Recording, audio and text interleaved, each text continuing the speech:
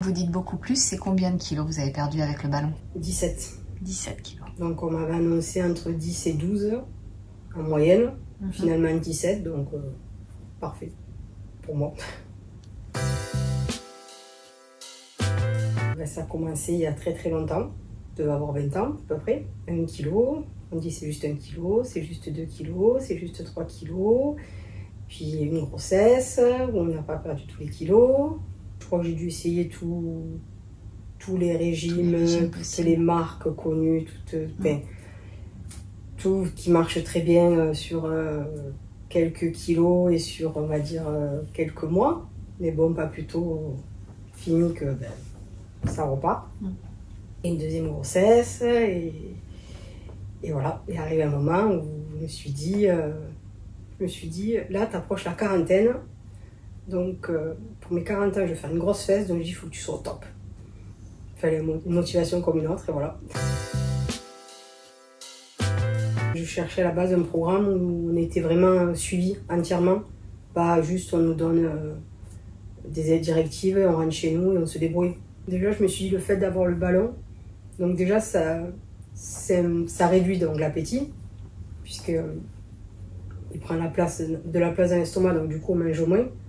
Donc déjà, c'était le petit truc en plus. Il y avait la motivation, mais c'est vrai que c'est le petit truc en plus qui faisait que ça m'a aidé à trouver mon rythme, mes quantités, enfin voilà. J'ai connu le ballon bêtement, en fait, en discutant avec une des nounous de ma fille, qui venait de le mettre. Donc je suis venue voir le docteur Coste pour avoir plus de renseignements. Et voilà, enfin, j'avoue que voilà, le principe d'être suivi derrière, d'avoir une nutritionniste, la coach, parce que j'avoue que l'exercice et moi, c'est pas bon ménage. Donc j'ai trouvé que c'était bien complet, on n'était pas lâché dans la nature, on était suivi du début à la fin, et c'est ça qu'il me fallait surtout. Peut-être je me suis dit, si j'arrive à perdre 10 kilos, ça sera déjà bien. Parce que pour moi, 10 kilos, c'était énorme. Je crois que j'ai jamais réussi à perdre 10 kilos d'un trait. Si déjà tu arrives à faire ça, déjà, ça sera bien. Bon, finalement, ça a été beaucoup plus. Mais comme ça a été sans frustration, sans... Alors, c'est bizarre de dire ça, mais j'ai l'impression de les avoir perdus sans me faire d'efforts, en fait. Ça s'est fait naturellement, donc du coup, c'était parfait pour moi. 17. 17 kilos. Donc on m'avait annoncé entre 10 et 12 en moyenne. Finalement 17, donc parfait pour moi. Au final, quand j'y repense, plus d'appréhension qu'autre chose. Parce qu'en fait ça s'est passé très bien. Le docteur Coste m'avait dit qu'on pouvait avoir mal au ventre après, parce que le temps que ça se mette en place. Finalement, ça c'est... Enfin, moi, ce qui me concerne, le jour même, c'est vrai, un peu de nausée, un peu de crampes, mais rien de... Enfin, je m'attendais à beaucoup plus que...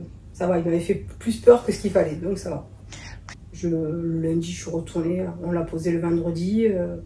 Le dimanche, je faisais ma vie, je suis allée promener, enfin, j'avais déjà... Enfin, je l'avais oublié, entre guillemets, parce qu'on sait qu'il est là, mais plus d'appréhension qu'autre chose. Et... le plus dur, ça a été justement ce problème de quantité. Moi, j'ai pris le choix en fait, je prenais une assiette de petits. J'avais ma fille qui était bébé, donc la petite assiette de ma fille, et je mettais un petit peu de tout dans l'assiette pour avoir mon féculent, mon légume et ma protéine. Donc au début c'était des petites cuillères, on aurait dit un enfant avec des cuillères à café, mais bon, il fallait que j'aille. Et après très vite, on prend vite l'habitude de voir ce qu'on peut manger, ce qu'on supporte, ce qu'on ne supporte pas. Donc je me rends compte maintenant que je mange de tout. Je mange de tout, mais sauf que j'ai adapté les quantités, les moments de la journée, et en fait on peut se faire plaisir sans se priver, quoi. Les outils connectés parfaits. D'ailleurs la balance je l'ai toujours, c'est ma meilleure amie. J'ai toujours l'application. De temps en temps, je repars en arrière, voir de là où je suis partie, là où je suis arrivée. Donc du coup, ça motive un peu plus aussi. Et non, mais la nutritionniste, c'est très bien, on se voyait une fois par mois. J'avais vu des nutritionnistes, bien sûr, dans tout mon truc. Et des fois, c'était des menus ou des exemples de menus tout prêts qu'on vous donnait. Et là, non, c'est vraiment adapté à chacun. Enfin, elle prend le temps de savoir ce qu'on aime, ce qu'on n'aime pas, nos habitudes alimentaires, nos rythmes de vie, parce que bon, ben, des fois, on mange pas, suivant les horaires de travail, c'est compliqué. Si on mange à la maison, si on mange à l'extérieur. Après la coach, ben, on s'aperçoit que ben, faire du sport, c'est pas forcément faire du sport. Enfin que, moi, je me disais que je faisais pas de sport, et en fait, vu que je travaille dans la commune où je vis, en fait, je travaille tous les jours à pied. De rien que ça, il me dit, mais c'est du sport.